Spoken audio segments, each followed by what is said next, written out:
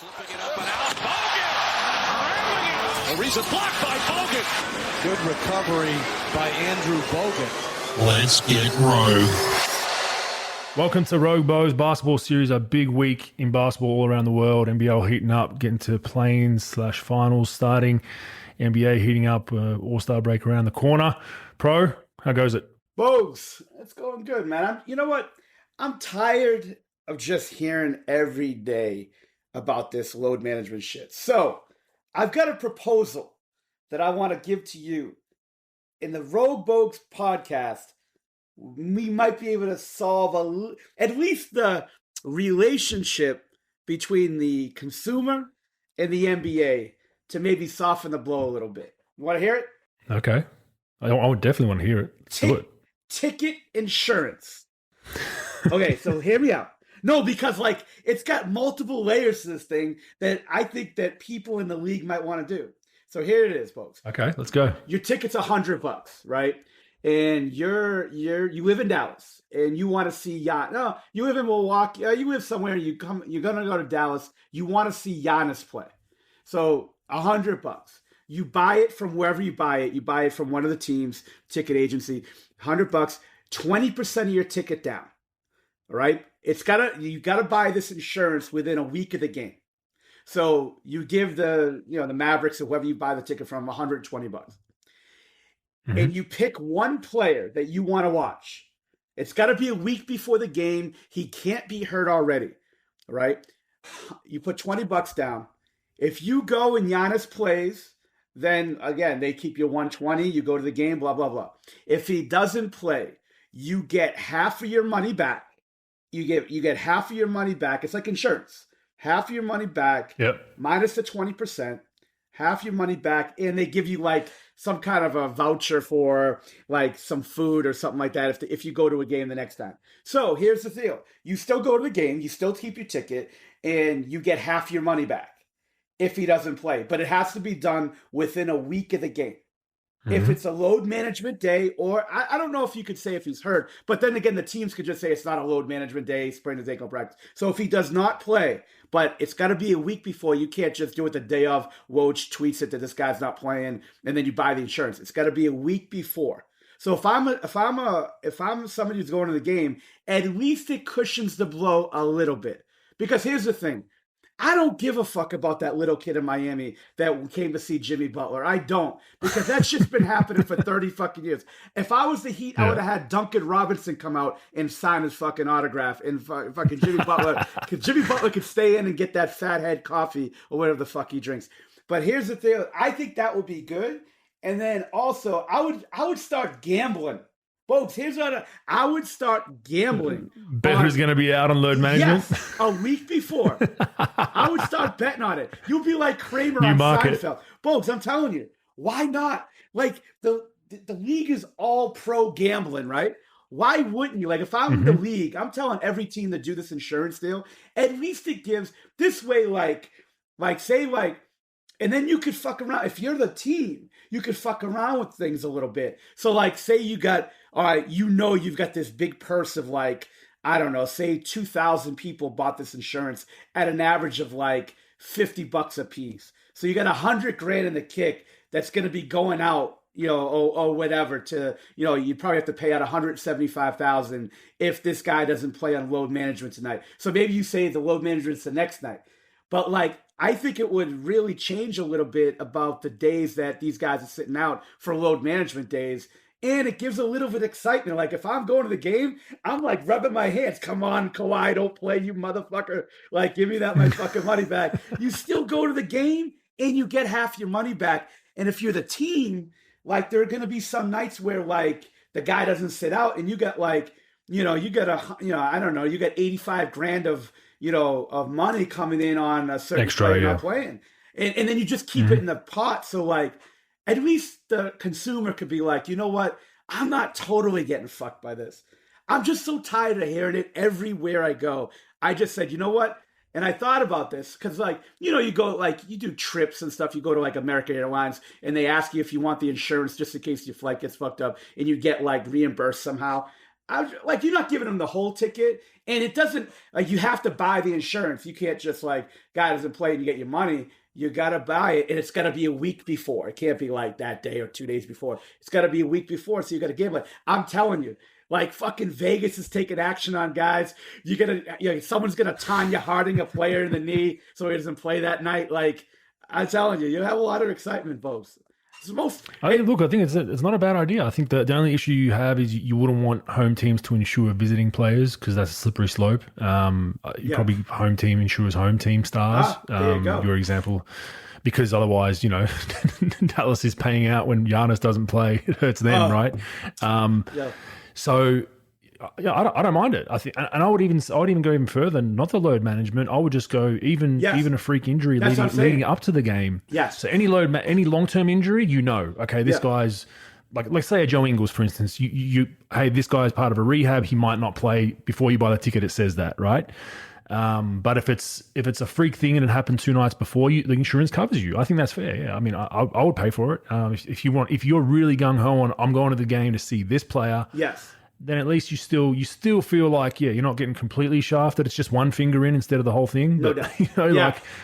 I like it, bro. Finally, you brought something to the podcast that is useful and probably our listeners can indulge and think about. Bogues, I haven't done this much homework since like 4th fucking grade, so I'm all in today. I don't know why. No, I like it, man. I appreciate it. I'm half thinking maybe we shouldn't even run this on the pod and meet with some venture capitalists and some angel investors over there in the US and get this fucking thing going. You never know, man. Bogues, I'm telling you. Pretty easy to set up. Yeah, you know what? It's funny. Like, my son does gymnastics like on Saturday, right? A good friend of mine who worked for Sports Illustrated that did, like, we would talk about player development all the time. Like, freak thing. He lives in the Bay Area. I saw him at the fucking center that my son goes to this thing on Saturday morning. I told him about this thing just because it was Saturday morning. I'm not fucking thinking, I'm just fucking, we're talking. I said, hey, I'm thinking about this. What do you think? He goes, that's a great idea. I'm like, back in my head, I'm like, this motherfucker better not run with this shit. I need to put this on the pod on Sunday night. I said, I'm like not sleeping last night. I'm fucking all fucked up. But, like, I just think it's a decent idea because I'm tired of hearing about give the players more money if they play. You're not going to do that. And then you can't take money back if a guy doesn't play, like, from the player, because then they'll sue the fucking team if, like, even if the team's not putting pressure on them. Yeah. So this way, it's totally out of it. And I'm telling you, you'll get a lot of fun with that shit with the gambling. Maybe Dabble could start fucking doing something with it. I'm telling you. Maybe. Yeah. Maybe. And get up our fucking sponsorship. The problem with that is there'd be so much, the anti-gambling laws that or rules we already go through in the NBA, where, for those not familiar, we have seminars in the NBA that they come and talk to you and say, hey, if one of your friends goes, hey, how's your teammate's hamstring? Maybe he's betting on it. You're not supposed to tell him. Like, even, there's examples of family members just regular conversations about, hey, how's Joe's knee? You think he's going to play in the next couple of games? For betting, right? They tell us don't tell anyone anything. You can't even tell your family. That's going to be the problem where guys, one leak from a trainer, there'll be a lot of money to make. So that'd be a hard one to gamble on. But I like the insurance. I think even so, just raise the ticket prices, from 100 to 120, then add on another 20%. You're still making your money back. No one's going to notice the difference. But if the fan feels like they're getting something back, I'm getting a bit of a refund. Yes. Even though you're probably charging them at the tail end anyway, and they don't notice. No doubt. I think it's a good thing. So there you go. If some of these smart listeners that we have, maybe you never know. We'll see something coming out next year in the NBA. But I agree that the debate around this is not going to end. The NBA is definitely hearing it. People are hearing it. I think it is frustrating. It is sad to see, if you live in a rural town and your one trip for the year is to the nearest NBA city to you, like 5-6 hour drive or an hour flight, and you've gone to see one player, it sucks. It really does suck. And I get it from a fan perspective. I get it from my kids. They're fans of certain athletes and stuff. And if you paid a ticket to go halfway around the world or even cross state or whatever it is, it's a lot of money for some people. You got to organize a weekend. You got to, maybe miss school. That can be demoralizing when you rock up there and you see him in a suit. So I get it. And as someone who's been injured and seen, I had a lot of, in the prime of my career, a lot of Australians would travel and do an NBA circuit and come watch my game specifically because I was one of the only Australian players at the time. And there was times I was hurt a lot, and I felt really bad, man. I'd see Aussies in the crowd. Hey, we came all the way from XYZ to see you with a sign, and I'd always try to make sure that I signed their poster or threw them one of the Gatorade towels. Because I felt bad, and I'm like, well, sorry, like my elbow's broken. What do you want me to do? But it does suck, and it is kind of heart wrenching because some families plan. That's their year holiday, man. From Australia at least, it's a 2-week holiday, and they spend 10-15 grand with the kids, and they don't get to see that player on the court, which does suck. So. I do remember like Dirk's last year, and like there'd be like seriously like every other game there'd be some Asian Germans, dude for some reason holding up a sign. I flew 10,000 miles to see Dirk play, whatever. I said, hey Dirk. That guy fucking drove 8 miles from Plano to fucking see you play. Don't dap into that fucking bullshit. But no, seriously though, in all seriousness, like I think as a professional athlete, you have to understand, even a college athlete, because those motherfuckers are getting paid more than the pros these days, like through that national deal. Neil. But they gotta understand that like it's the consumer in the media run this thing. The players do run it, but without the consumer and without the media putting the word out there. Like, you got a certain partnership, if you like it or not, with the fan. Now, you don't like the fan that's fucking telling you fuck off and trying to throw shit at you and all that stuff. But like the actual fan that comes, because a lot of these people aren't the yuppie fucking venture capitalists that fucking makes $3 million a year. A lot of it's just like a regular blue collar family that, comes, maybe they could afford one game a year, every other year, whatever, and they're coming to see you. And I think, like, you have an obligation not to play every night. Like, Kobe was like that. He copied that off of MJ, told me. He said he remember hearing about MJ, and I think talking to MJ about, like, look, it's about that fan that comes to watch you play, and you have an obligation to fucking step up, trying to step up every night, not only for your own good and your team's own good, but, like, that's the entertainment value of it. And we joke about it all the time, the NBA being the WWF, but it is. It's total entertainment. That's what it is. And like, you got to keep people happy to a certain degree. You can't just, in my opinion, like if you're going to sit out, you're hurt. I get it, sit out. But if you're not, like, or even if you are hurt, like you said, throw a Gatorade towel. The problem is though, like, you try to sign one thing, there's like fucking 3,000 people that want to autograph or whatever. I get that. But like, I think make an effort. I'm not talking about for that 400-pound fat fuck that's trying to sell your shit, sign an autograph in Toronto that's going to sell your shit when he's in front of your hotel. I'm talking about the fan that's in your game, that's really, that just wants to reach out and touch an NBA player, talk to an NBA player, have some type of interaction and watch, So anyway, sorry to fuck up the show. I usually wait a little longer to fuck up the show, so sorry I did that off the bat. But no, we like innovation, bro. That's what we're all about. So I think it's good. I think we definitely got to take care of the fans a little bit more, and like you said, with the competitive market of sports and things for our children to spend money on and whatnot, the NBA needs to continue to realize that without the consumer, your bottom line ends up going downhill. All right, let's get into it. Team of the week's pro. I'll go first. Sure. My team of the week is the Philadelphia 76ers pro. Sure. Huge win versus Denver a couple of nights ago. Joel Embiid is surging into MVP conversation. Late rally. I do love recency bias though, pro. It really cracks me up because, Embiid's been up and down. He was out for a little bit, but he's had a great year, but he's starting to surge. He beats the shit out of potential MVP. He kicked his ass, Jokic, a couple of nights ago. And then you've got everyone now, no, Embiid's the MVP. So you got to love recency bias. We're 40, 50 games in, and that's all that matters. So you got to take that into account, people. It is, it is a long season and a lot of things matter. But I think Embiid is definitely playing his way into that top 3-4 for the MVP. This was my team that I picked, silly, but looking all right now. I picked them to win the East, just as my kind of, everyone's going to pick Boston. I'm going to go Philly, try to be a hero. Brooklyn was my other dark horse. They're both in the top 4, but Philly's surging. Looked ugly early. They were out of the, I think they were out of the 10 at one point early in the season. They weren't even in the playing realms early in the season, but they seem to have it together. PJ Tucker's finally starting to play a little bit better for him. James is kind of, I feel like he's really, really pacing himself this season. He's not pressing as much as he has in the past. He seems a bit more settled and happy to defer to Joel. And Joel's just a beast. He's one of a kind in the NBA right now with his size and skill set. I like everything they're about at the moment. Can they do it in the playoffs? Who knows? But they are definitely putting together a good season so far, because we were definitely worried about them. They've won 7 straight. They're 19-7 at home. They're 13-9 on the road. 9-1 in their last 10, so not a lot to be disappointed about. And they've played their way 2.5 games behind the Boston Celtics, who have had a phenomenal year, Pro. That would be my team. Who you got? Bogues, I've got the Washington Wizards. 5 in a row total.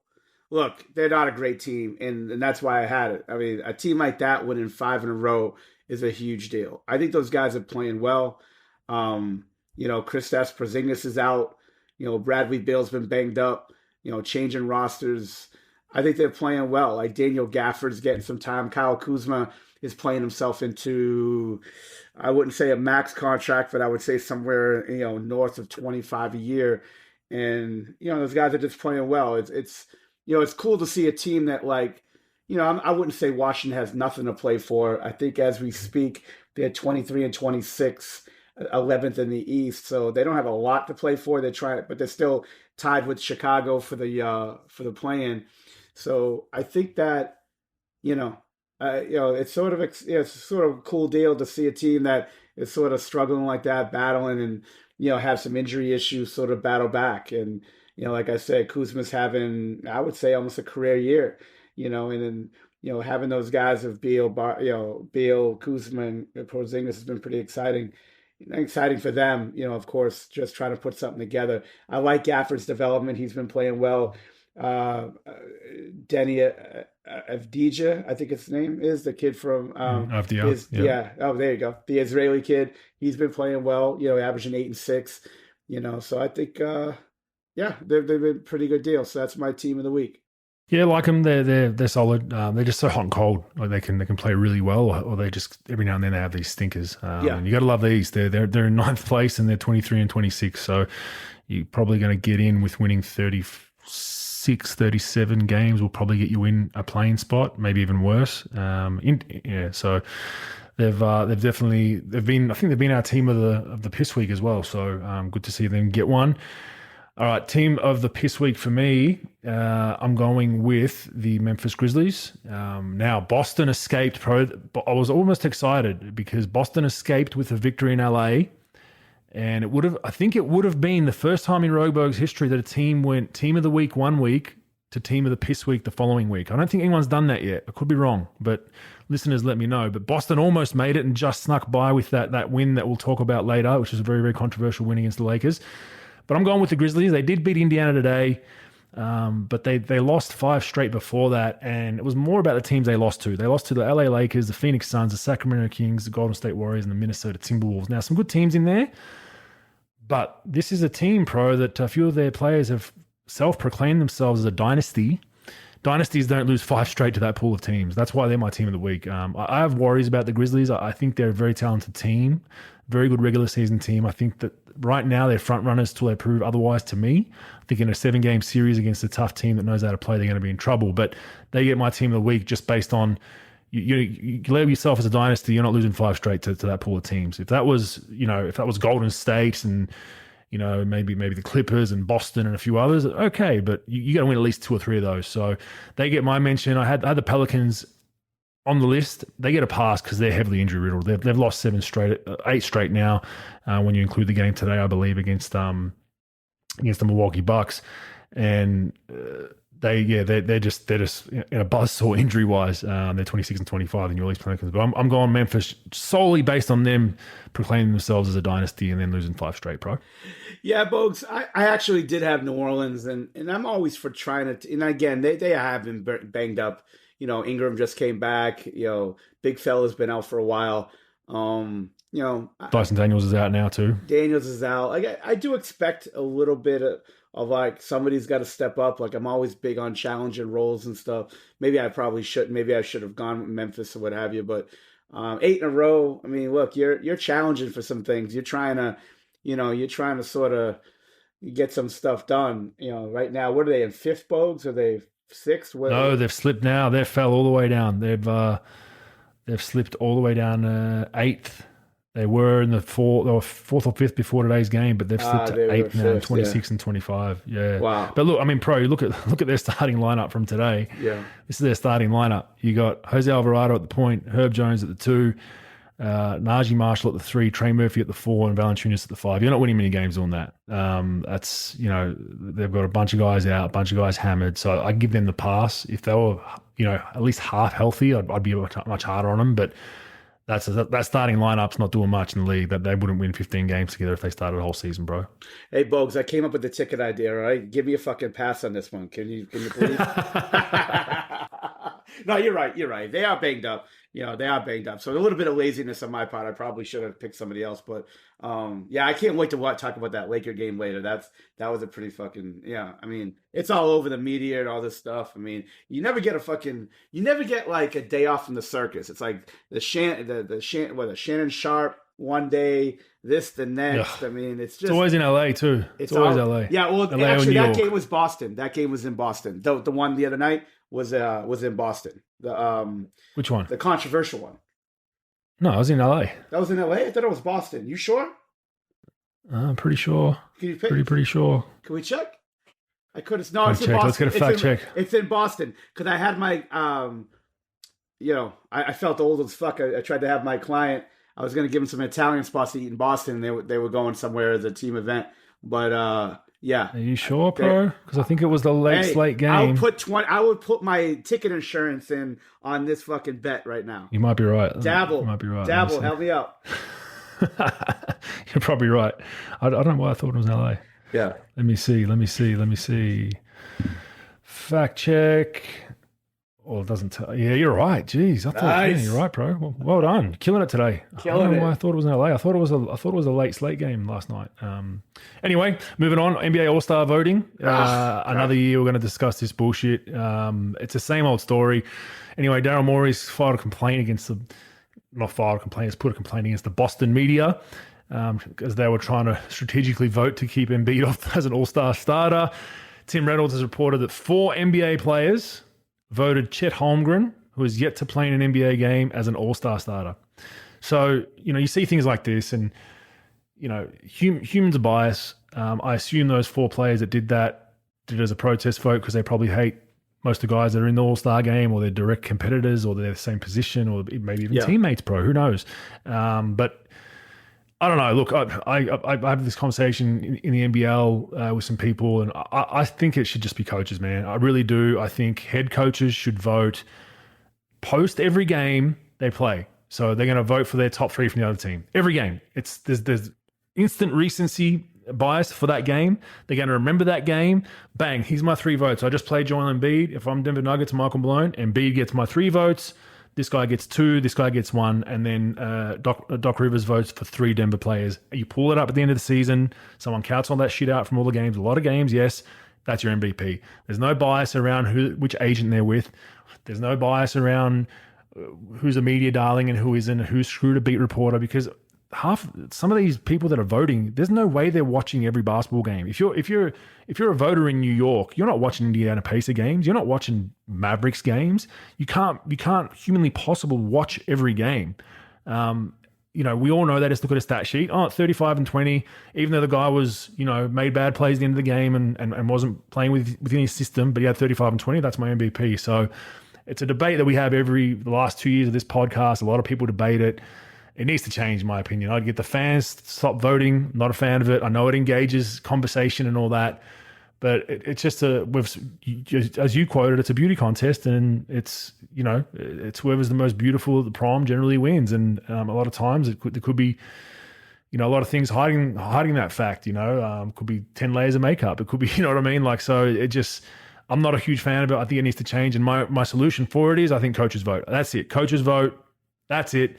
Are they going to have bias? Of course. A coach that potentially got fired by a max guy that he's now coaching against? Yes. But I think the room for bias between coaches is much smaller than players, for sure, and then media as well. So that's my solution, Pro, but I don't know what your thoughts are around it.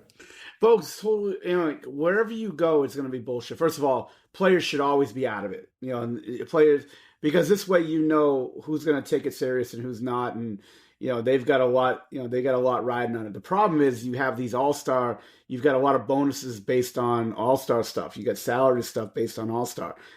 All-star starter or whatever. All that bullshit. Fan has to be out of it.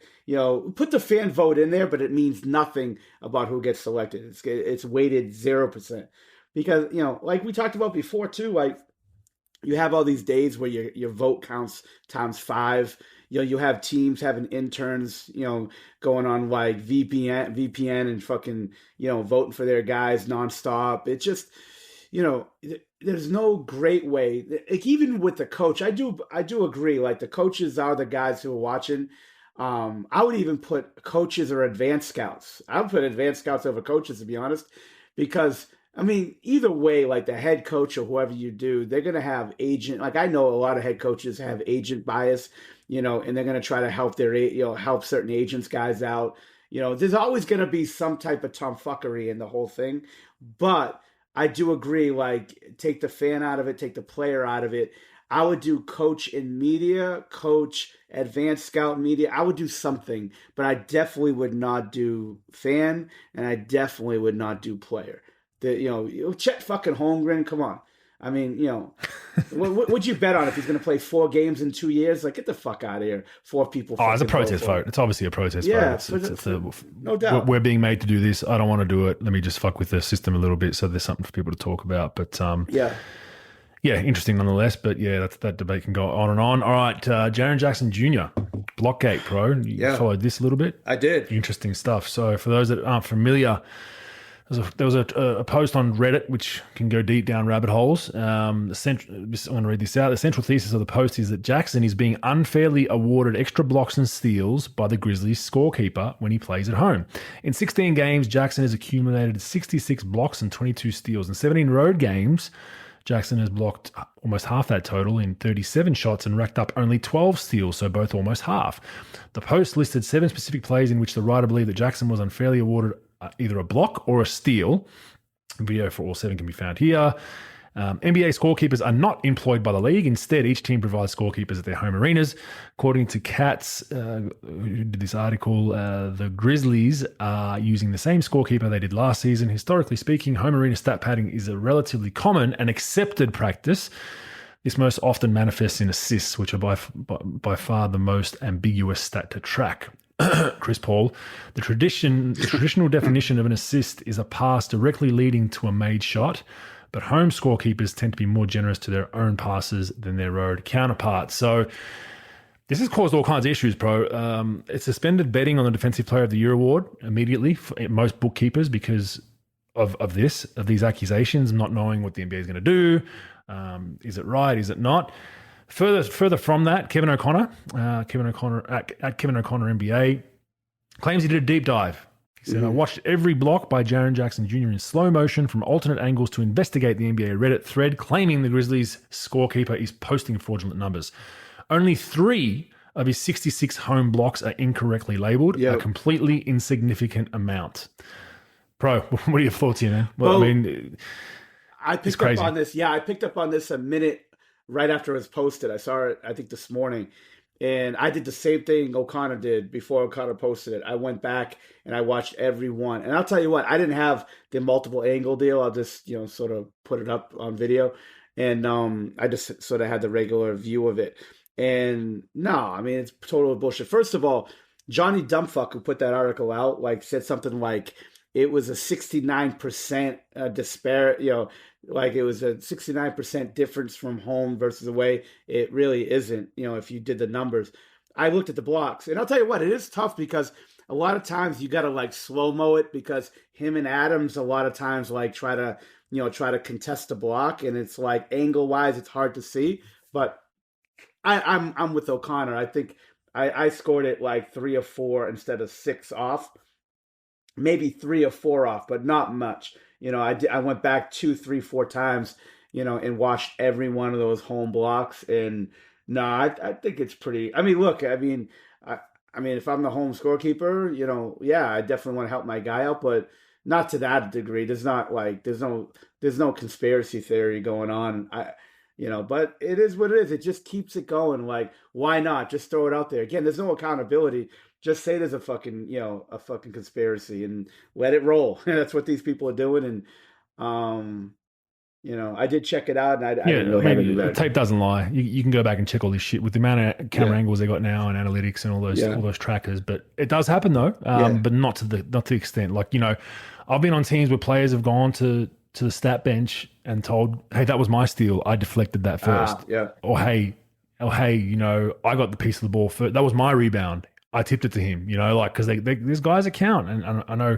I mentioned Chris Paul in jest. He was notorious from a few people that play with him. He would know exactly how many assists he had. He'd sub himself out and walk to that statistician and say, "You've got me down for 8. I've got 13. You better fix that shit."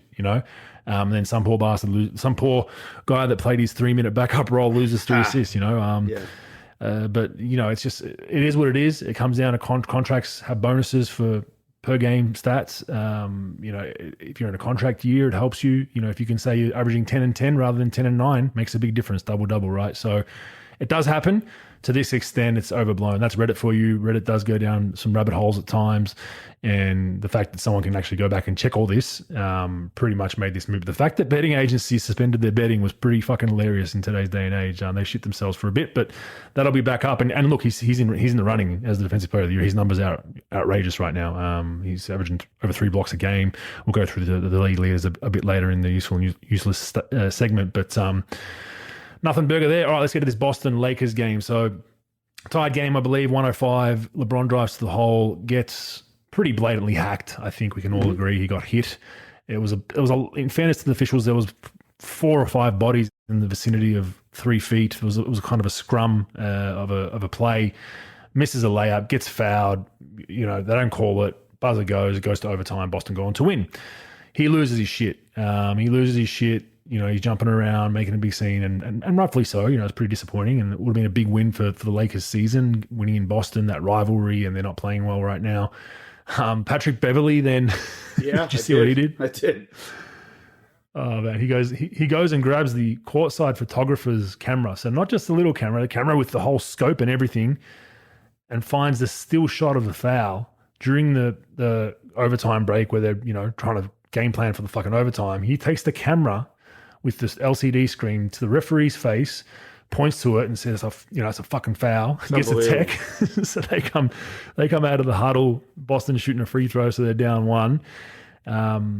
Continuing on from that is the statement today by the referees, pro. I did. I don't know if you've read the statement from the referees.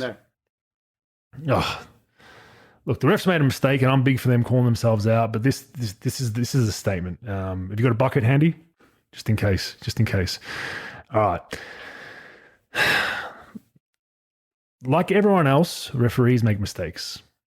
We made one at the end of last night's game that is gut-wrenching for us. The play will weigh heavily and cause sleepless nights as we strive to be the best refs we can be. That's a statement from the social media account of the NBA referees, bro. I read that and I was like, did someone die? you having sleepless nights? Who the fuck wrote this? I'm all for accountability. I'm all for the refs. I commend them for saying, hey, we fucked up. Great. We made a mistake. I'm big of leagues fining referees for big mistakes like that. Like a little fine. You're held accountable like players are. But this has gone way over that. Like sleepless nights. It's gut wrenching. Please, man, please, let's get on with it. But Ernest Hemingway at NBA.com if you want to get back to the person who wrote that fucking article for the fucking post. No, that's a 19-year-old social media influencer that got a job running the NBA referees account. That's who that is. But yeah, it's just, we've been through it. Referees make mistakes. They blew one. It's more glaring that they blew one against LeBron because usually he gets the favorable whistle. And the Lakers took a loss. Referees totally blew that last night. I totally blew it. They blew the fact that they didn't call the travel on LeBron before he got fouled. Watch the tape. He traveled his ass off. He took 3 steps instead of 2. Now, that being said, that's LeBron James. They're not going to call that. He got hacked. I don't care about how many challenges or whatnot. The NBA needs to challenge the last play of any game could be challenged to get the call right. Not the last 2 minutes where it's going to slow the pace down.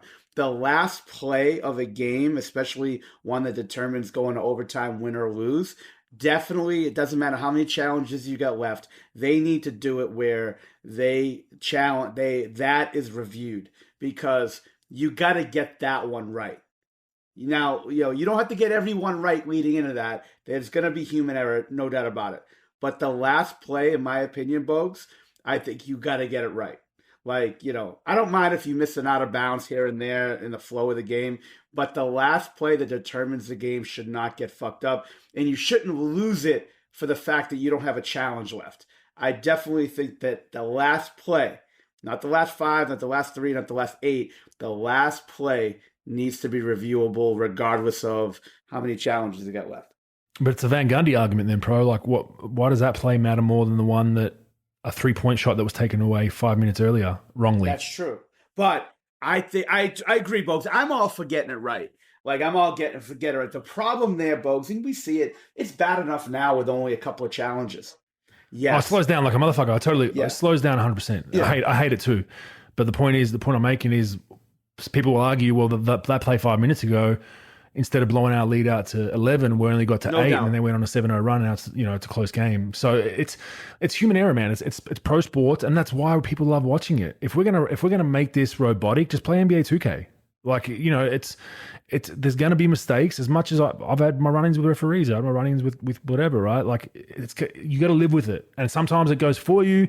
Sometimes it goes against you. You got to go with the roll the punches, roll the good times and the bad, and get on with it. I mean, the Lakers, out of all teams, cannot complain about questionable calls late in games. I mean, their history's built on that. The Sacramento Kings series, right? Like, they've had. I think if someone goes back, and I'm sure there's some analytics gurus, check the Lakers calls for and against when it was questionable calls. I'm guessing over 50% have gone their way. In NBA history, it's probably 60, 70, 80%, right?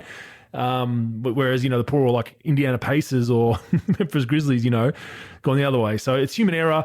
I think you want to have that suspenseful environment, and sometimes there is a mistake and it sucks. You cannot control it to that iota. And I think the NBL figured that out last season with trying to review. They had an earpiece in, and if it was out of bounds calls, they'd be in their ear, like, actually, you got that wrong, reverse it real quick. But it was delaying the game, because sometimes they'd be standing there with their finger on their ear waiting for the call from the truck, and it's like, fans are like, what the hell's going on? Like, what are we waiting for? So they corrected that, and that was a great job by the NBL. NBA's also corrected theirs. Last play, questionable, yeah, I don't mind it, but then the argument is, what about the play before that? The last play for the other team that got screwed. Do you go, maybe last minute, maybe? I don't know. It's a tough one. Maybe you just go last minute as a whole. I can only reform the league one rule at a time. So the ticket deal I got, this one, the insurance, that's my deal. Everything else now we got to work out. I can only change the league once at a time. The problem is, here's how it's going to happen. They're going to say, this Procopio is a fucking genius. Let's give him $500,000, 10 years. Then they're going to listen to the show and be saying, yeah, the league's a fucking circus, blah, blah, blah. And then they're going to fucking rip that shit right out of my head. Yeah. They'll fine you. They're going to fine you on top of it. No doubt about it. So. Yeah. All right. Anyway, we'll see. Good job by the refs for admitting the mistake, but Crimea River with the whole statement, that was not kosher in my opinion. All right, now I'm commenting on this based on what I've read. This is nothing from insiders within the club before all the Warriors fans and journalists from San Fran think I'm getting this from the locker room. But Jordan Poole and Steph Curry, interesting exchange a couple of games ago.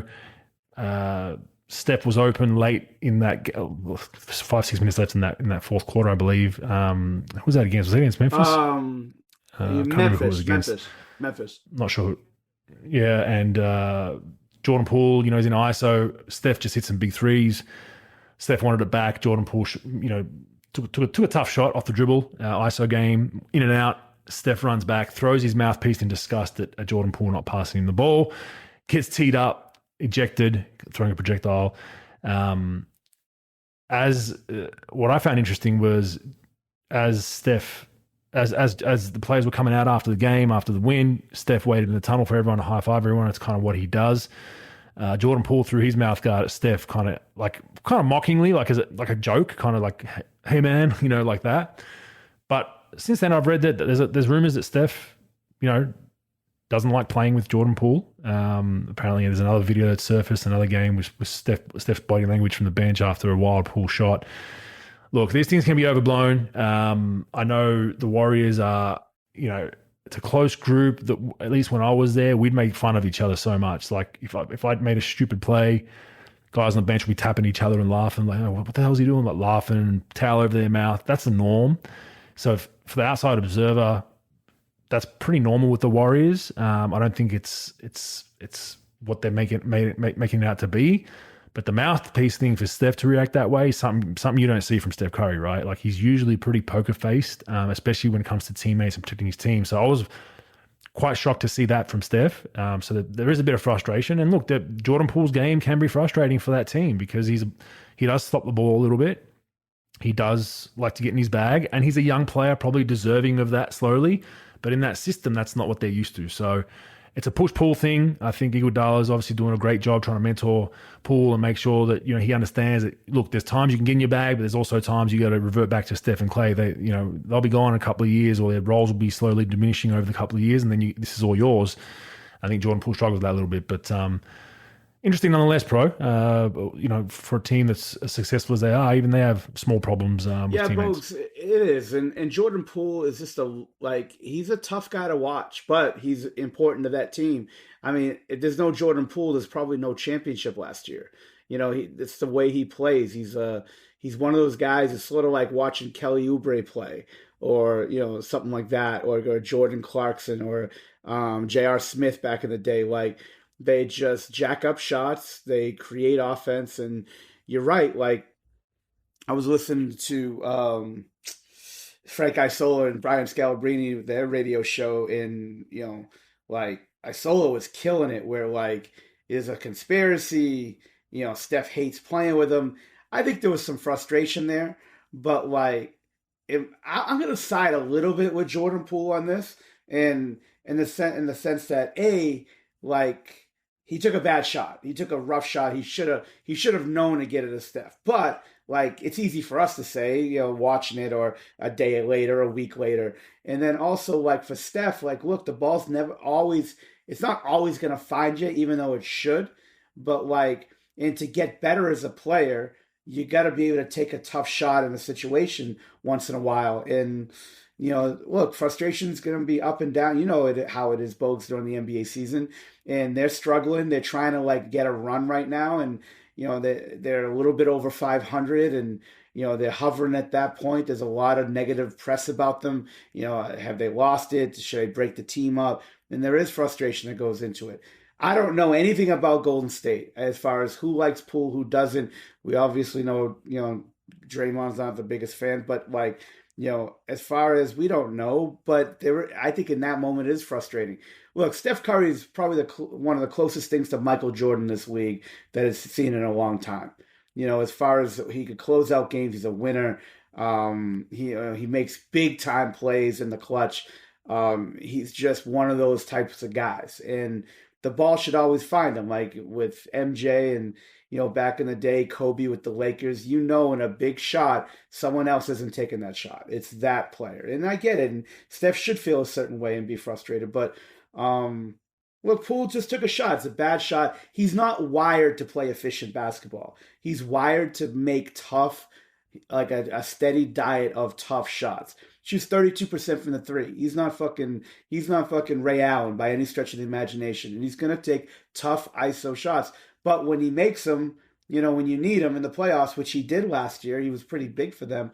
You just got to take the good with the bad. I think he should watch the film and figure out, okay, in that situation, like you said, Iguodala's mentoring him, look, in that situation, look, in the first 3 quarters, go nuts. Do what you got to do. Fourth quarter, especially late in the game, that motherfucker's one of the best players of all time. We find him. We find a way to get it to him. We got to get that motherfucker the ball. And that's just it. But I don't think there's any conspiracy or anything. I think he's frustrating to play with. But I don't know. I don't really care, to be honest with you. But it's just one of those things in the NBA. We learn from it. We move on, and that's it. We will see. But they had some issues earlier this season with Draymond. They've had some issues last season. They're one of the teams that can kind of put that aside when it becomes money time and win games. So interesting to see how that all goes. There was a trade over the last week. Hachimura has gone to the Lakers for none and 3 second rounders. I mean, I struggle to see where Hachimura is going to fit with the Lakers, with LeBron playing the 3-4 for the most part and AD.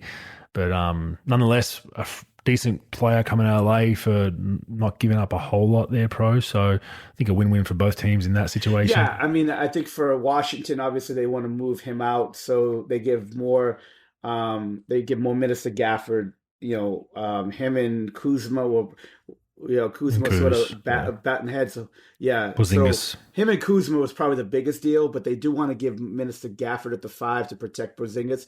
So they were probably saying, hey, let's just get him out, 3 second rounders. There were some mental health things that he went through last year too. He missed a bunch of time. And then for the Lakers, look, like, I'm not a big Kendrick Nunn fan. I think Kendrick Nunn is sort of a tunnel vision guy who just jacks up shots. He's like an AAU player on steroids, right? He has no basketball IQ. He's tough. He can make shots, but he just jacks up shots.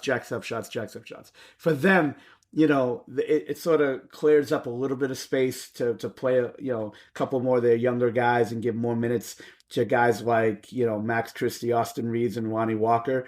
And, Troy Brown could play a little bit of 3. I think Hachimura doesn't really need the ball in his hands, even though, he scored 30 in an NBA game this year. He's a pretty good player. I agree. The whole LeBron thing sort of messes it up. Troy Brown, Thomas Bryant, Davis coming back. Where are you going to put him? But I think he's a young piece that you can develop. You could probably sign to a smaller contract going forward, but he's a guy that I think is a rotation player in the NBA. He's probably a starter in some of those situations. He could shoot it a little bit. He's good in the post. He's a good athlete. He runs the floor. He's got some good skill. And again, it's a young piece that, he's a young kid that I think has a lot of potential to be pretty good. Not a great player, but I think he could be a good player. I mean, he's 24 years old, if I'm not mistaken. He's 6'8". He's averaging I don't know what he's doing there with the Lakers, but with Washington, he had a decent run there. I think he's okay. He's a good player. Didn't cost him a lot. Didn't cost him any of their look. And this is for the Lakers. Look, they're not going to make any huge deals, even with those. I don't think they're going to make any deals for Zach LaVine or somebody like that with their unprotected picks.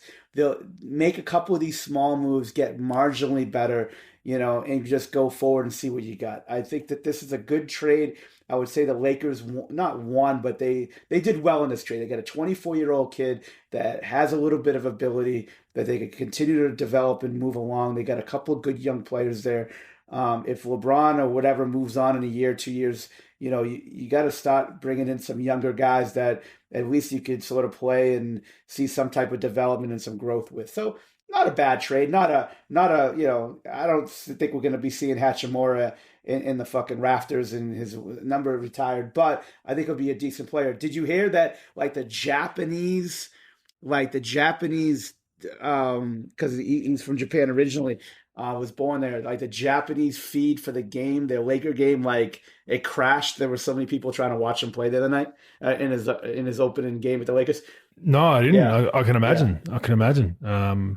Japanese are very proud people. The only NBA player currently, I believe, from Japan in the NBA. Is it Watanabe or whatever the kid's name?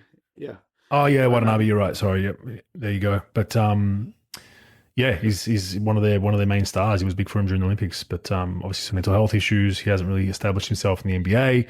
Rotation, bad team he was with. So hopefully he gets a little bit of a fresh start. But he is with the traveling circus Lakers, so might not help his mental health too much being around that group. I can tell you that much. But final one, real quick. Miles Turner extension, 2 years, $58 million. You like it from Indiana? I think so. I think look, they're doing okay. In the problem with Indiana, like I said, I don't think there's a lot of free agents that want to go there, right? Just from Indiana, cold weather, don't know where they're going to be. But the thing is, you don't want to start depleting pieces from there either. They've got a young player in Benedict Mathurin. That's how you pronounce it. Mathurin's their best player right now. Young player. Halliburton, good young player. But Hield and Turner, which you hear a lot about in trade stuff, I think Turner's a solid player. You get him look, it's a little bit of money, but like you didn't way overpay for him. He's a solid player, 17-8, good guy, been there forever. Like I think he's a solid piece to have. And yeah, it's a short-term deal. They could probably move him at some point, but like, I don't know where they're going. Like Halliburton and Mathurin is good, but they can't start depleting pieces because those guys can't do it alone. I think Hield and Turner aren't perfect, just like any other player in the NBA, but they do have a purpose. Hield's a shooter, spaces the floor. Turner, shot blocker, skilled guy, could score, could rebound a little bit. I like it. Like I said, like I told you before, it's hard to replace these guys. Like Hathram's so overrated. If you get rid of him and his say $20 million salary, right? Like you're not getting a $20 million player back. There's not a lot of those guys. I think Turner earns his money. He puts up good numbers. He's a solid citizen. I think it's a solid signing for them. It's not long term. It doesn't tie them up. And then they can continue to develop Halliburton, continue to develop Mathurin, guys like T.J. McConnell and Naismith and Brissett, Isaiah Jackson, guys like that, Duarte, and they could just move forward. I think it's decent. What do you think, Bogues? Do you like Turner? Yeah. The question is, can you sign a free agent in that position that's better than Turner? If you're the Indiana Pacers, no. Like you said, free agents, Indiana's down the bottom of the totem pole as far as. You generally got to pay second tier stars and overpay them to get them in small markets. So if you've got a good established kind of second, third tier star, you keep him because you're not going to get a better player in that position. The only way you move Miles Turner is if you all of a sudden you've drafted someone in his position that you think, shit, this guy's ceiling is way better than Miles Turner. Let's move away from Miles and develop this guy. Get it. But if you're just going to move it just because, like they were trying to do earlier, it doesn't make sense. So I'm glad they held pat. They didn't move Hield. They didn't move Turner. They're solid. They've slipped a little bit now. They're down to 11th. They haven't been playing their best ball, but I like it. Like you're not going to get a better player in that position. So finally, let's just finish the news, Pro, with some good news for you. Yeah. We're very happy about Bally Sports, right? Can you let the listeners know what happened to Bally Sports? Look, we've all known for the last couple of years I haven't been able to watch Mavs games. I'm sure the Mavs are pretty fucking happy about it, but I haven't been able to watch. So it's blacked out in Dallas. Blacked out in Dallas. Can't watch it. I used to have it. They used to have it with Fox Sports Southeast, I think it's called. And that's the network, and everybody has it. Every basically every cable package has it. Well, they switched it to this thing called Bally's, and I don't have Bally's. None of my cable providers had it. I switched to YouTube TV, which I'm a huge fan of, by the way, and it doesn't have Bally's. So I just read the other day, and I couldn't wait to text that to you. No, I mean, I feel sorry that it's going bankrupt in a certain. I don't want people to lose their jobs. No, but you as don't. far as my experience, no, I don't. I haven't even watched a fucking Mavs game. I literally unless the president's speaking or it's on some fucking major network, I can't watch it. So I can't watch them play, and they get blacked out of my NBA package, which I think that's the biggest bullshit going. By the way, Bogues, the NBA needs to do it again. I'm reforming the NBA. The NBA needs to do it where you could pay an extra $50 on your NBA package, let that go to the market of that team that's in your home market, and let you watch them. Yeah, on the app. It's just why do? Yeah. Makes no sense. You can't watch your local team. I would pay an extra $50. That's what people do. Fucking morons like me. That's what we do. We just want. Get a VPN, bro. That's a good point. I have a VPN, but it always says it's it never was able to do it. I'm a fucking moron. I get it, but charge somebody an extra $50. People will pay it. I guarantee it. Let it go to the market. Let it go so no one, the sponsors or whatever, aren't losing total revenue on it. Let me watch it on the app. Forget about having to go back to cable and do this and that. But yeah, they're going under. It's 2023. Going under. So they've got 19 channels, 19 areas that they cover, like Minnesota, different parts of the country. Like Fox Sports or whatever, I guess, and they're going bankrupt. I don't know why. Their business plan, I have no idea. Maybe they should have asked me about the ticket insurance deal. They could have fucking made $1 billion, but they didn't. So Bally's fucked me for 2 years, and now they're going bankrupt. I don't know what the Mavs and some other people are gonna do. I don't know if they're just going to get bought out and it's still going to be Bally's and somebody's going to buy them on 20 cents of the dollar, Wall Street's Gordon Gekko style. Have no idea. But I'm pretty excited about hopefully the fact that they'll switch networks and I could actually watch a fucking Mavs game before Luka turns 72 years old. And I don't often do this, Pro, but I'm going to quote your text message. nice. So, Bally Sports going bankrupt. Going bankrupt. Finally, I get justice for not being able to watch Mavs games. Beautiful. Yeah. Beautiful. Love it. I had a fucking laugh. So I don't usually do that, but no, well worthwhile. All right, Aussie watch real quick. Not a lot of news, a lot of injuries. Daly DMPs didn't really play much. Paddy back in the rotation for 2 games, 6.5 points, 2.5 assists. So a little bit in there now, 10, 15 minutes. We'll see if that stays. I doubt it. Once KD comes back, I think he's back on the pine. Josh Green still injured. Dyson Daniels injured, hurt his ankle. He's out now, which hurts their depth. Jock Landale, interesting one. He had a good week, 8.5 points, points-wise at least, but 1.5 rebounds. The rebounds are down, 1.5 assists. But back in the doghouse with Monty Williams, a DMP against his former club, the Spurs. So a little frustrating for Jock. He's had a really good month, I believe, and randomly, DNP for you.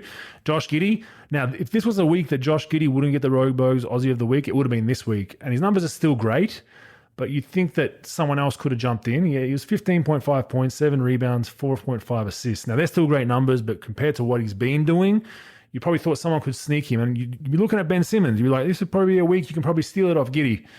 Nope. Ben Simmons, I think, had his worst week of the season. 6 points, 3 rebounds, 6 assists a week for the week. We'll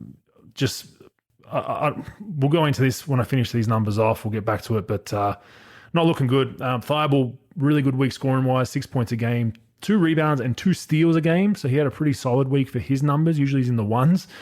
Joe Ingles, solid once again, just finished up a game against New Orleans. 6.5 points, 2.5 assists, 2 rebounds, 1.2 steals, and 8 for 16 from 3 this week. So shooting the piss out of the ball. Jack White, DNPs, floating back and forth between the G League stuff. So, but Ben Simmons, there's a lot of talk about it. He looks like he's got a mental block. He just does not want to shoot the ball. It all comes down to, we've said it numerous times, the free throws, but for Brooklyn to salvage this season, they need him to be at least a 25-minute solid guy. Now, I think it's pretty much solidified. He's not going to play late in games. They just don't go to him late in games. Even with the injuries, they got KD out. They're not playing him. They're playing Royce at the 4, Claxton at the 5, and then they're going with a guard-heavy lineup. He looks like he's out of the rotation. Late game, he still plays his 20 to 25, but besides obvious he's got to get his free throws down. I mean, how do you salvage this? Bogues, I'm going to do something that no NBA team has ever, done, thought about. I'm actually going to have an honest conversation with them. No bullshit, no media, no social media bullshit, no anything. We're going to sit down and we're going to talk and we're going to say, Ben, look, I don't know what you want out of your career. I don't know if whatever you want. Like, we're trying to support you, whatever you need. But we need you to shoot the ball. We're going to call up 4 ATOs a game, and we're going to go to you. And if you pass the fucking ball up, we're going to tell our players to get out of the way in the pass and let it roll to the other team. We are calling plays for you to shoot the ball 4 times a game from 3. All right? You need to shoot the ball. And if you can't, then you're not going to play in the 4th quarter. That's it. That's it. We're supporting you right now. We want you to do this. But, you got to meet us halfway. You got to attempt some shot. That's just it. If, in the quicker you start missing, the better it's going to be for you. The better it's going to be for you to get over this and be like, okay, I missed a few. It's okay to miss. In development, It's development 101. But it's development 101. You say, look, we're going to work on something. Look, you've worked on it already. You've done the TikToks with the fucking wife beater on, making 18 shots in a row and open run. We get that. That's been fucking done before. All right, you do it every summer. It's fucking bullshit. Whatever. You've done it. So you've worked on it. You can make shots. In pregame, you make shots. In workouts, you make shots. Okay, so that's step 1. All right? I know, most NBA player development guys were absent the day they taught player development in player development school. So I'm going to give you a little free lesson. That's your first thing. You work on it, you rep it out, you correct it, what have you. The second thing is, now we need you in scrimmages, to attempt them. 50% of the shots that are open, you need to take. Not make, but take. And then as we move on, it's 75 to 100, whatever. Then in games, same thing. You need to take 50% of your wide open shots. I don't give a fuck if you hit the side of the backboard, the nacho guy. I don't give a fuck who you miss, how good or bad that looks. But if you don't take them, you get them out of your system. So now you can start moving on. You can start making one, then making two, and you get your confidence. That's what I don't understand.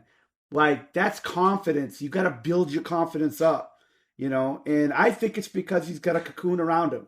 I think for his whole life, and most players are like that. Well, most big-time players are like this. They got a cocoon of people, either family, his boys, whatever, that didn't allow him to talk to anybody, work with anybody, treated him like a superstar rock star. And now he, it's all like a house of cards. It's fake. The confidence is fake. And now he's got to deal with some adversity. He doesn't know how to do it. So you sit him down, Bogues, and you say, look, you've repped it out. You can make shots. Now it's time to start taking them. Take them.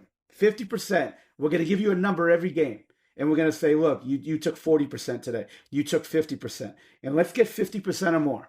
And then I don't care if you make them. I don't care if you miss them.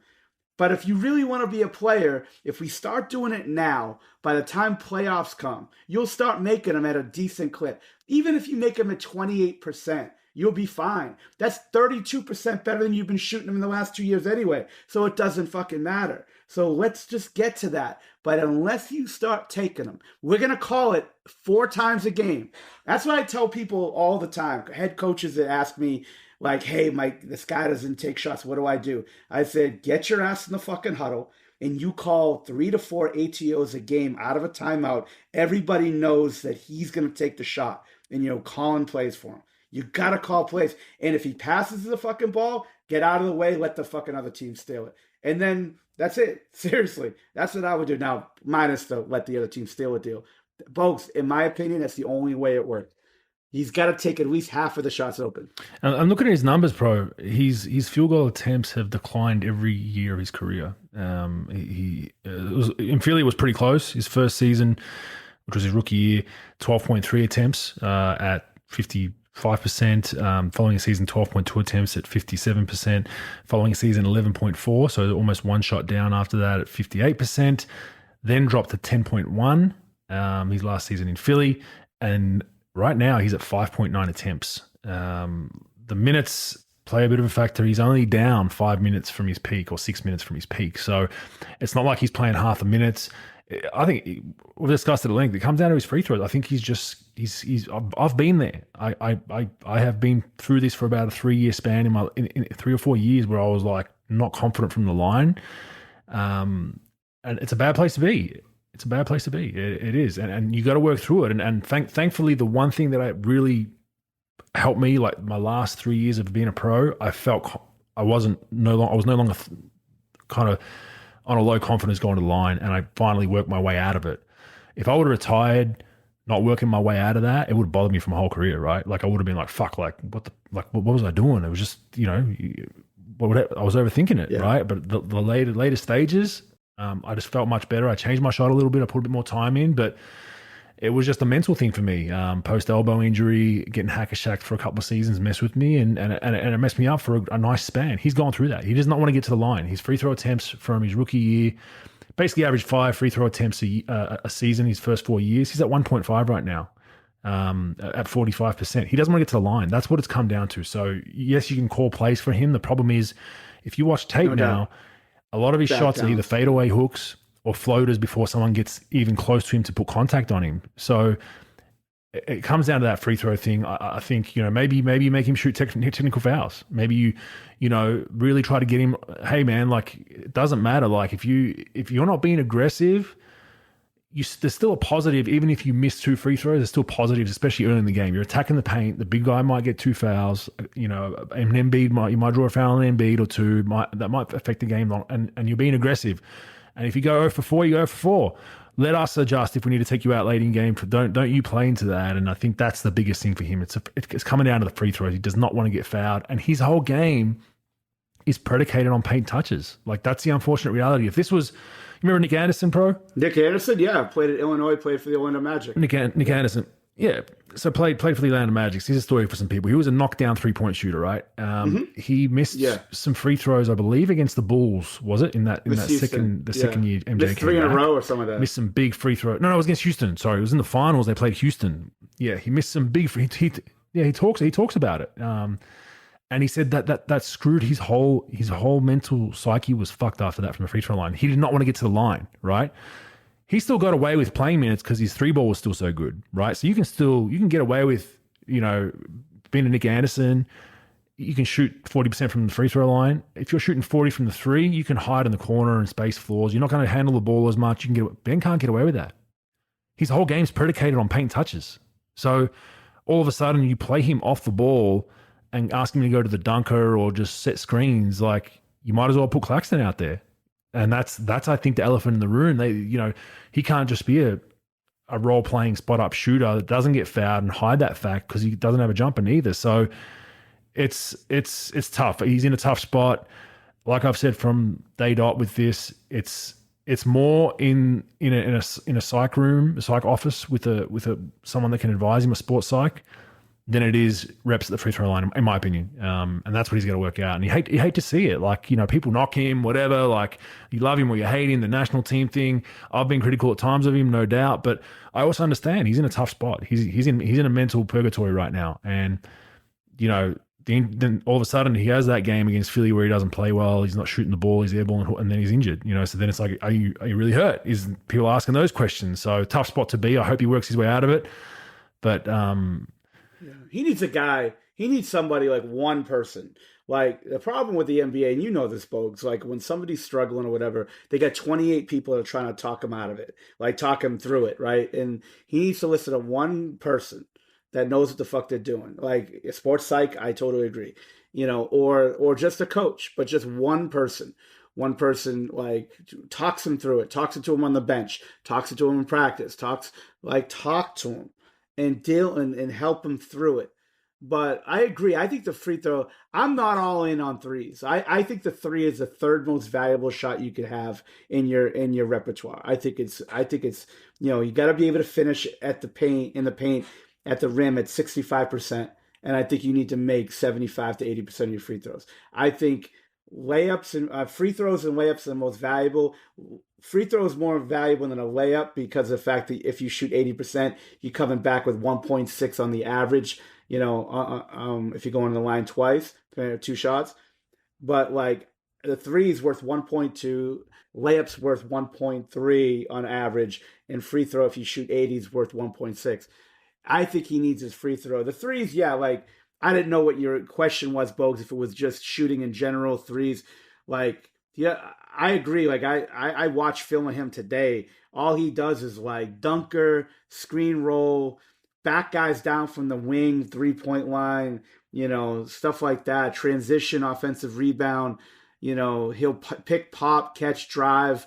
And he just sort of cuts. And I don't know, Bogues. Like, look, I don't know what he wants. We don't know. We're not with him every day. I mean, like, I would just say I don't know him. You know him more than I do because it's the Australian thing. But I spent some time with him when he was at LSU, going to LSU from Nike. He was there for about a week.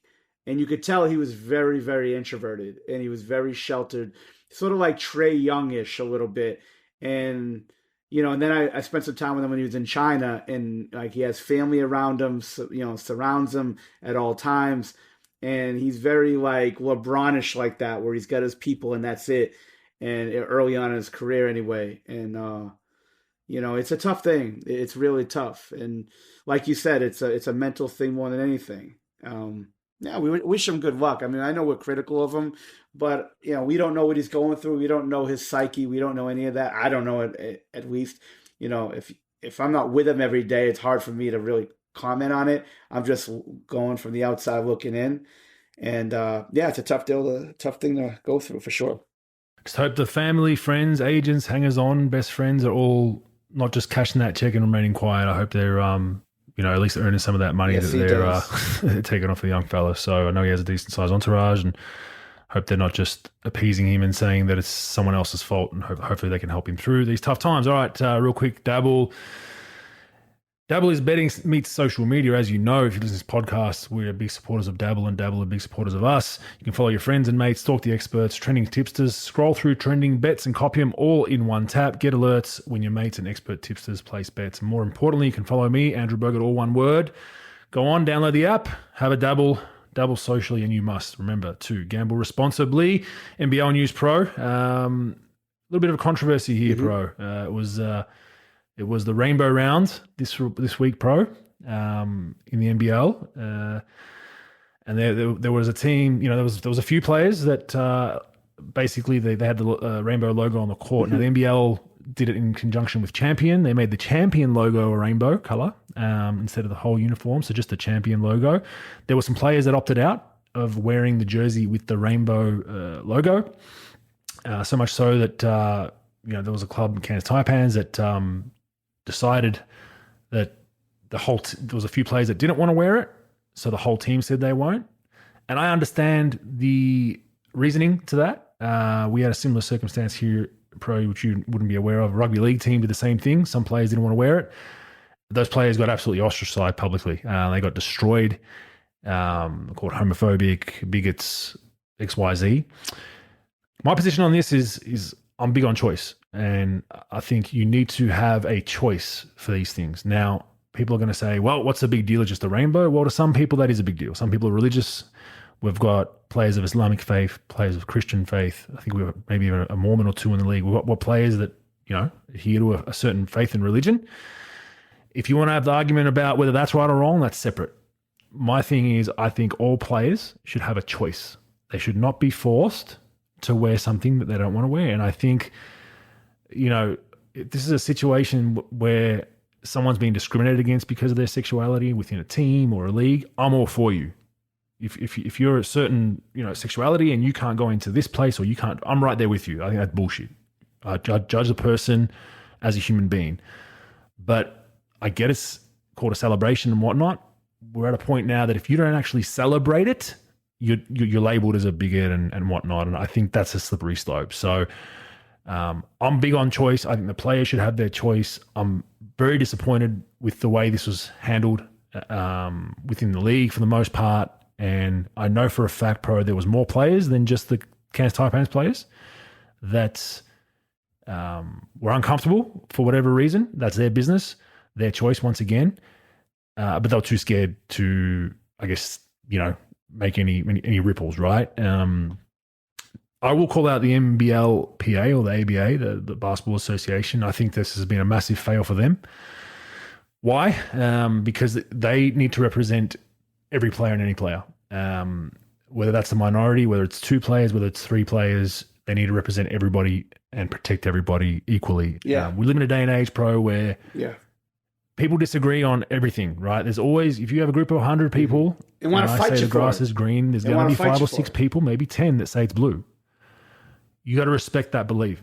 Yes. Yeah, but even outside of that, you have to respect that people have a different opinion. And my thing with, the rainbow round is if people don't want to do it, you should not force them to adhere. That's not right. And to call those people homophobes for not doing what was forced is wrong. That is not inclusive, and that is not inclusion. Inclusion, unfortunately, for the people out there that want to use that hashtag, that's inclusion of beliefs and thoughts too. Whether right or wrong, that's a separate debate. And I don't want to get too deep into this because it's a basketball podcast, but I think it was very poorly handled. I think the Players Association has a lot to answer for. If I was a player that was, kind of uncomfortable doing it, wearing it, I would not pay my Players Association fees for this season because you failed me. You did not protect me or help me or at least give me a pathway or a resolution. It was just kind of thought that if if the league says we're doing this, which the league said this is what we're doing, Players Association said, yep, the league's doing this. It was kind of like you better do it because there's ramifications. We saw that with the rugby league. That's what I feel like was the thought process. Now people are going to say, oh, what's the big deal? It's a rainbow. Like I said, you got to have the freedom of choice, in my opinion, in today's world, because people have different beliefs. This is also a league that has a heavy, migrant population that play in it who have different beliefs than the average Australian or the average American.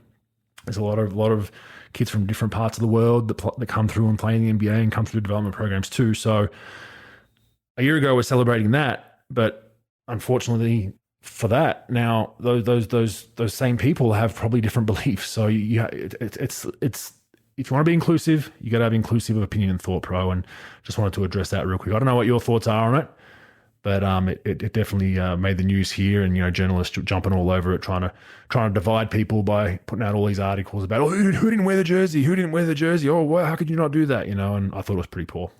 Yeah, the problem is in society, Bogues, like there's not one. A lot of things aren't black and white. There's a lot of gray in it, right? And it's a problem because of the fact that, like, you have an opinion, I have an opinion, we all have opinions on how the world should run, how people should see the world. And we're always there's just too many people in the world that, like, that there, like, shouldn't be arguments. There's going to be arguments, and we're going to have disagreements. And I think that, like, I think everyone should have the right to choose in these situations. And it's no disrespect. It's got nothing to do with that. You're not speaking out. You're not hate speech in it. You're just saying, look, it's just not in my views. This is on this subject. This is where I sort of, this is what I do on this subject, and this is how I feel. And you should respect that. Do you have to agree with it? No. But you should respect somebody's, has the ability to choose. I think they're all hypocrite. Because, like, they're all about inclusion, but if you don't, like, think a certain way, they're going to bash you for it. So wait, what are we doing here? Like, you want inclusion, but yet, like, you're not respecting someone else's point of view. You have your own points of view that you're strong on. Everybody thinks that their cause is the most important, and that's just goes for everybody. And it's a slippery slope. Look, I agree. I think they should have a choice to wear it or not wear it. If they don't want to wear it, they don't want to wear it. Now, if they have hate speech against it, that's a completely different ballgame.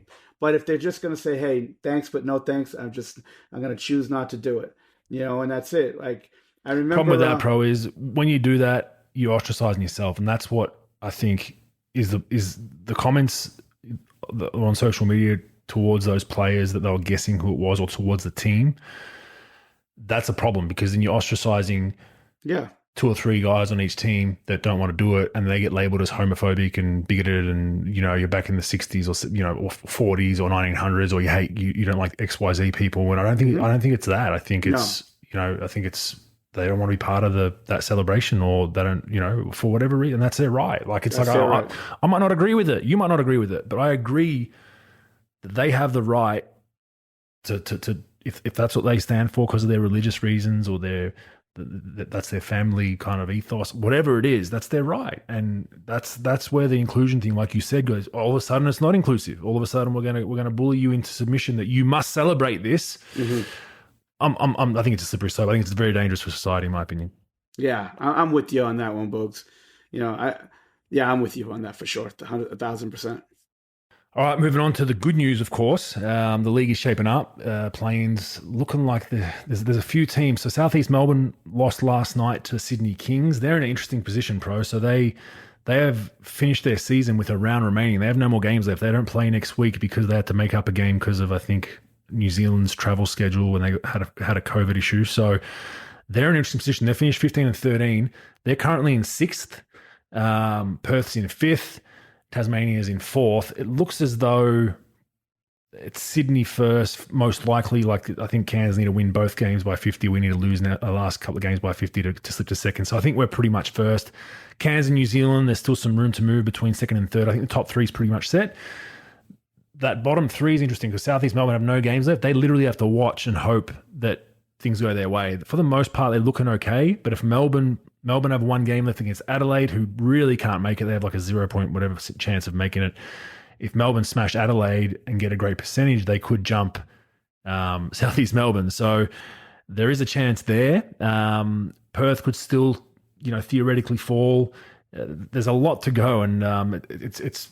I wasn't a huge fan. I'm going to be honest. I wasn't a huge fan of a top 6 playing, just because I think it, in a 10-team league, it can kind of dilute things a little bit, but I'll give the NBL credit. I think this has worked really well. It's created some excitement and some buzz.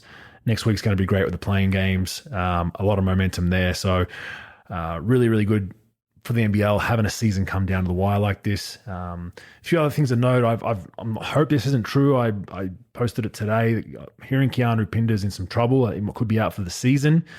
MVP candidate for the Cairns Taipans. You never want to see an injury, even as a Kings, being involved with the Kings. I want to play against the best. I want our team to play against the best. I want the league's best players to be out there. Even though it helps our club if he's out, I want him to play. Ryan Brokoff the same, pro. I think he's done his groin again. He could be potentially out for the season as well. So I think I'm not sure if it's the same one, but I know he did his groin earlier in the season. He was in tears after the game last round. Didn't look good, so he might be out as well. So you always want, as you got to separate the betterment of the league is having the best players out there, and I hate seeing teams like the Cairns Taipans who have such a great season on the floor lose Pinder. I hope I'm wrong about that news, but the mail's pretty good that he's done some damage and could be out for a while, pro. But getting exciting and should be all wrapped up by March sometime. So hopefully, that time I have another championship ring and a lot of pissed off NBL fans that aren't Kings fans. It's always good.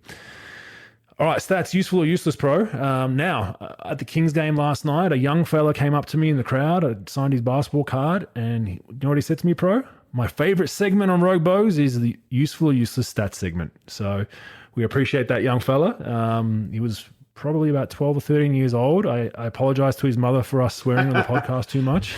She said it's all part of the theater. That's fine. Love it. That's a great parent. See, she understands there's serious swearing, and then there's us two idiots swearing. There's a difference, the context. So I like that mothering, but we don't condone swearing too much for our children. But every now and then, well, not every now and then for pro, but for me, every now and then we let one slip. So appreciate the support there, young fella. We'll get into this group of stats. All right, pro. Most points per minute in a single season, NBA history, pro. Who do you think number one would be? I'll give you a guess. I guess Wilt Chamberlain. Bang, Wilt Chamberlain, 1.04. Nice. Love it. Yep. Second, James Harden, 2019 season, Interesting. 0.98. Number three is Giannis. And number four, Joel Embiid, 0.96. So right in the running all time for points per minute, which is pretty impressive. We know Embiid sometimes does have some load management stuff, not as much the last couple of seasons, but useful, useless on that one, pro.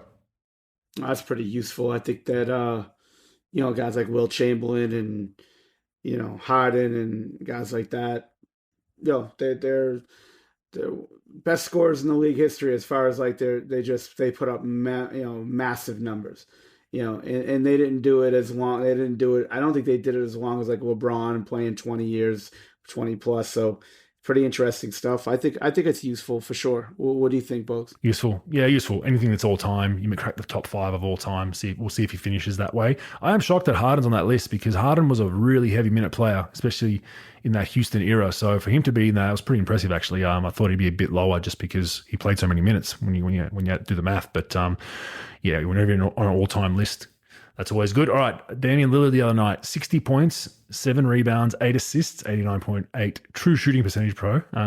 But it is the most efficient 60-point game in NBA history, pro. Useful, useless?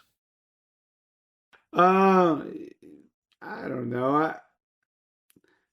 I would say useless. He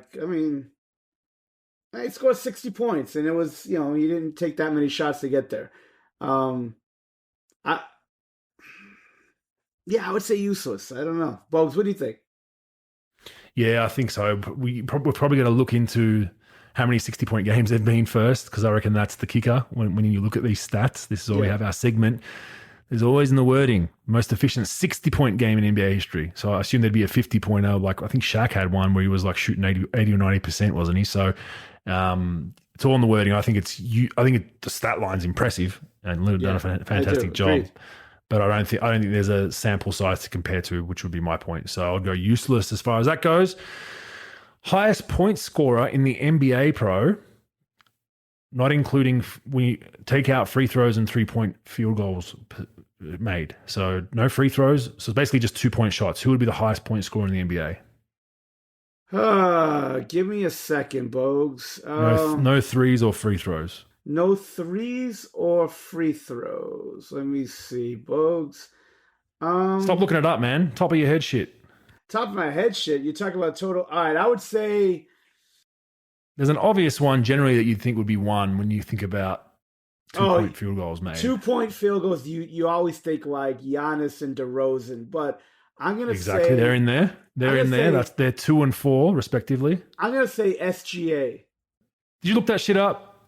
Yes, I did on my database actually. Yeah. He attempted 788. I never would have guessed that, dude. Yeah, me neither. I never would have guessed that. Definitely not. I never would have guessed that. That's why That's why I said SGA 1, DeMar 2, Bam 3, Giannis 4. But SGA, I never would have guessed it. I would have thought he got to the line more just the way he plays, but he gets in the lane, he's got a floater, he's got an up and under, and he's got the mid range. But he's good. Yeah. I never would have guessed that. So I wouldn't have guessed useless. Useful. I'm all for the 2-point shot, Bogues. Yeah, I'm all for the 2-point shot. No, I don't know. Like it's a good stat. I guess it's useful. It's I would say it's like I'm on the fence about it, but I would say useful. What do you think?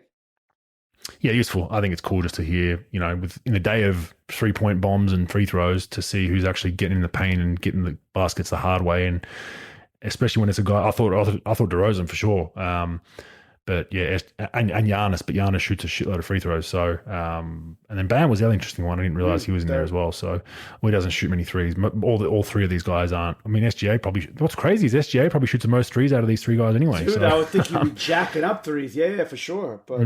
Yeah, exactly. So that's a good one. All right, we'll just go through the stat leaders. This isn't useful, useless. It's just check out what's trending in the NBA. Points per game right now.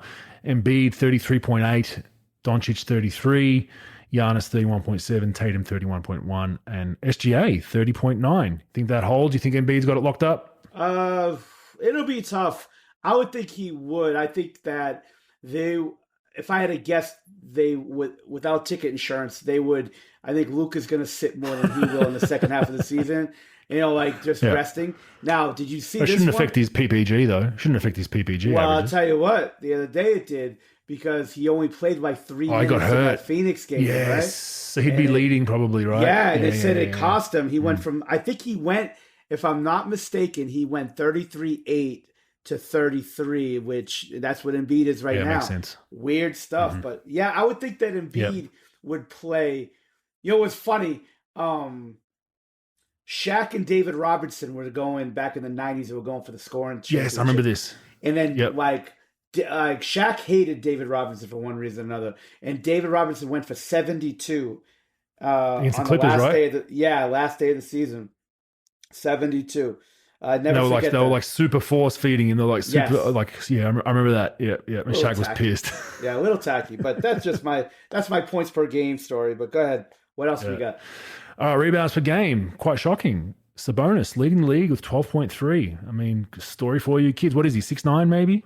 On a good day? In short arms too. Doesn't have long arms. He's not that athletic. 12.3 rebounds, kiddies. So Giannis number 2, absolute freak of a body, but Sabonis dominating space, takes up space, just has a knack for the ball. 12.3 Sabonis. Giannis 12.8, Rudy 11.7. He's had kind of injury-riddled year. Steven Adams 11.5, and Vucevic. Adams is impressive because he doesn't play that much minutes to have 11.5 rebounds. Probably in 20-odd minutes, I'd reckon. Vucevic 11.1. Assists per game, Tyrese Halliburton 10.2, the only double-digit player in the NBA with assists. Trae Young 9.9, Jokic 9.9, Doncic 8.4, Ja Morant 8.2. Blocks per game now.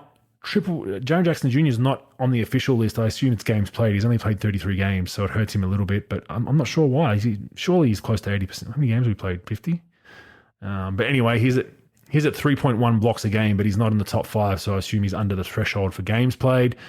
Nick Claxton's leading the league technically, 2.7. Brook Lopez, 2.5. Miles Turner, 2.4. Walker Kessler, 2.0. And Mitchell Robinson, 1.8. Yeah, Jackson's at 67% of his games, so you got to get to 70, I think, to be eligible. So he's right there. Yeah, so he'll be there at the end of the season unless he gets hurt. All right, because I think he's up there in steals as well, actually. Steals. He's only on one a game. Nothing. Yep, nothing bigger. Jimmy Butler 2.1 steals. Anunoby 2.1, tied with Jimmy Butler. Melton 1.9. That was, remember, D'Anthony Melton. That was our Harrell boss player that he liked for the future. So he's top 5 in league in steals. Tyrese Halliburton 1.8, Caruso 1.7, field goal percentage. Nick Claxton shooting just under 75%, albeit it's all dunks and rebounds, but still impressive. Mason Plumlee Having a great year, by the way. Had a great month of January. He's changed his shot to a left hand. He hit a dagger to left hand jumper last game, which was impressive. 68%, just under 68%. Rudy just under 68%. Brandon Clark 67%. Capella 65%. So generally all the bigs are just putting it in. 3-pointers made, the most in the league. Buddy Hield, he's made the most in the league. Anthony Simons number 2. Curry 3. Beasley and Tatum. Kind of interesting to see Hield number 1 by a long shot. He's 197 makes. But the injuries have obviously hurt for a few of those players for total made. 3-point percentage, Damian Lee, 47%. Luke Kennard, number 2, 47.2. KCB, Contavious Caldwell-Pope, 46%. Alec Burks, 45. Brogdon, 44. There was a time where Boston led that whole list, so they've fell back to reality a little bit. Yes, fantasy points per game. I don't live in fantasy, so I'm not even going to read those out, so you don't get those people. But they are the stats right now, Pro. What do you have for us this week?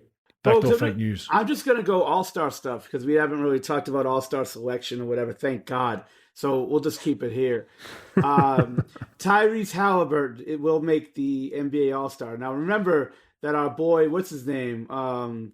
Zerbiak had the killed him, didn't he? words for him. Killed him about fake-ass All-Star or something like that. I'd probably never say that, although I probably would say some bullshit like that, just fucking around on the show. Laughing as a joke. As a joke, yeah. He took it a little bit serious with that. Does Tyrese Halliburton he will make the All-Star game? Fact or fake news? Fake news. Their record's not good enough. You look at Boston, they're going to get Brown and Tatum in. You look at Philly, they're going to have Harden in. Milwaukee's probably going to get Drew Holiday in.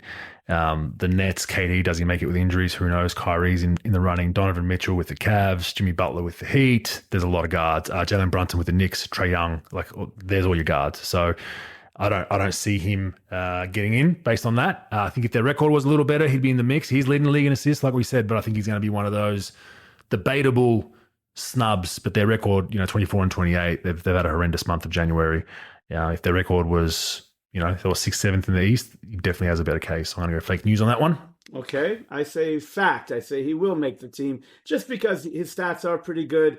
Plus, there's so much storyline about him making the All-Star game or not. I think the NBA will just sort of throw into the, Maury Povich type, Jerry Springer type, fucking just media attention around it. I say they will put him in. Let's stay in the East. That our boy Julius Randle will make the NBA All-Star team. Now, before we say anything, I'll just give you his numbers and how he ranks up. So he right now is averaging 24.7, 10.8 rebounds, 4.0 assists. Now, the 24/7 is third at his position. Rebounding is number 1 at his position. We'll just go overall in the league. No, we won't go position. He's 18th in the league in scoring. He's 7th in the league in rebounding. Assists, he's like 51. But PER, he's 23rd in the league. Usage, he's 19th in the league. Three ball's good too. Better this season, right? 3-ball is 34%, which is pretty decent. It's right around volume, the average right? number. Yeah, high volume. He's actually 19th in the league in makes, 2.7. He's 13th in the league in attempts, 7.8. So, fact or fake news, he makes the All-Stars. I'm going fact based on they stay at around this record pre-All-Star. I think they deserve 2 All-Stars. They're playing good ball right now. I think Brunson's in, and I think he'll be in. And I look at who's above them in that position.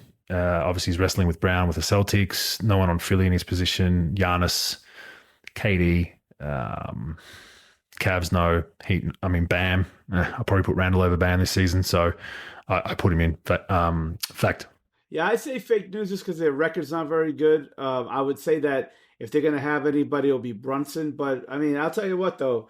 I wouldn't be surprised if you were right because, he has... Who do you put in above him then from the 6 above? So that's Boston, Philly, Milwaukee, Brooklyn, Cleveland, and Miami. Which forwards are getting in over him? All right, hold on for a second. Just let me look at my stuff real quick. You got Brown for sure. Are they putting him as a forward or a guard? I don't know. See, that's the thing. I don't know. I got him at different positions that they might have him at. So I have no idea. Like for me, it's 2 guards, 3 forwards, right? And then centers count as forwards. Yeah, I think like post play, like perimeter and post, basically. I think that they put him in as. I might be wrong on that, but if you look at the list on the East, Giannis, does that count as position, or would you put Giannis as a 3? No, Giannis counts. Yeah, Giannis is in. Yeah, so like for forward, I would put Giannis, Tatum, Durant if he's healthy enough to play. Tatum's a guard, surely, right? Oh, I have him as a small forward. Okay, I would have Jaylen Brown as a guard, and so is Mitchell. Vice versa. Okay, yeah. Adebayo make Gotcha. it? Does Bam make it? That's what I'm saying. I put Randall in over Adebayo. I mean, just based on numbers, and their records are very similar, but Randall's numbers are way better than Adebayo's. So that's what I based it on. But hey, let's see how it goes. We'll see who's right. You fake news that I'll fact it. Yeah, last one, Bogues. Sabonis. Does Sabonis make the All-Star team? Fact, has to make the All-Star team. I think that would be one of the biggest snubs. What's he at points wise? So he's at 12.3 rebounds. It's got to be at 50th in scoring, first in rebounding, 10th in assists for a big guy. And I know we talk about Jokic a lot at 9.9, but 7.3 is pretty good for that kid. He's a good player, man. And they're third in the West. They're third in the West right now. They're 27 and 21. He's a big reason why. They probably deserve 2 All-Stars. De'Aaron Fox and him should get in. He's got to be in there. He's having a hell of a season. We talked about a couple of weeks ago, his handoff game. He's one of the best handoff games in the league. Plays within a system. And just, a testament to a guy that's not overly athletic, not overly big, doesn't have long arms, probably fails every NBA testing metric at the combine, and he's getting you 12.3 rebounds a game and having a career year. So one of those rare trades, Pro, we spoke about it, but let's hit it again, that worked out for both parties. I mean, Halliburton's balling in Indiana and Sabonis is balling in Sac. You don't often see that. Both teams have kind of got what they wanted out of that trade. And they're both doing well. Like if Halliburton does not get hurt, the Indiana Pacers are a much different team right now, because they were like 5th in the league. That was 6th, I think. They were 6th in the East, and then he goes down, and now they're what are they, 24 and 28? They just lost tonight. So they're what, I don't know, 9th, 10th, 11th. I have no idea where. I have them at 9th, but I haven't had the newer standings. But if he doesn't get hurt, they're still in the top 6. They're a better team than Miami Heat, in my opinion, when they're all healthy. And I think they're very comparable. Heat probably might edge them out, actually, but the Pacers were playing great, and they were knocking teams off, and without Halliburton. And that says a lot about him. And then Sacramento, they're the bottom dwellers. And now here's the guy who's one of the probably the best player on Sacramento right now. And they were, what are they, 3rd in the West right now, folks?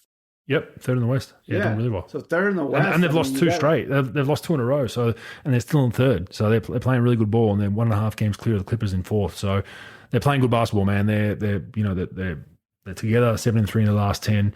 And like I said, Fox and Sabonis should be shoo-ins for that All-Star game. And I think Sabonis, like I said, it's really good to see a guy doesn't have all this fanfare, just under the radar, putting up great numbers and turning around a franchise that UI and everyone else that not only listens to this podcast, but around the world has a franchise that has been laughed at for 2 decades, So it's good to see them back in it. But watch that space, Pro. Thank you. Another big week in basketball. Things starting to heat up. All-Star weekend coming up, NBL Finals, and then rolling into the NBA Finals as well. So make sure you let everyone know about this podcast. We can keep it going. Some good things coming in the future as well with this. Some announcements we'll make down the line, which are pretty exciting. And we'll see you all next week, Pro. All right, folks. Have a good week. We'll see you guys next week. Let's get Rogue.